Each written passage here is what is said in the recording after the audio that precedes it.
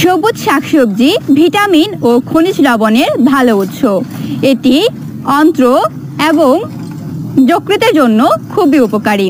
টাটকা সবুজ শাকসবজিতে vitamin A থাকে, যা দেহের বৃদ্ধি, দৃষ্টিশক্তি এবং রোগ প্রতিরোধ ক্ষমতা বৃদ্ধিতে সাহায্য করে।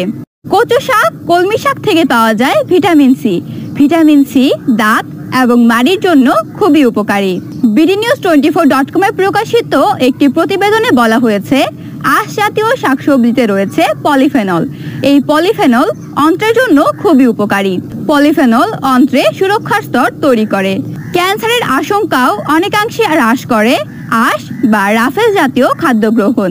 সবুজ শাকসবজি যেমন পুঁই শাক, পালং শাক, বাঁধাকপি, পটল ইত্যাদিতে প্রচুর পরিমাণে শর্করা থাকে। শর্করা আমাদের দেহে শক্তি যোগায়। সবুজ শাকসবজিতে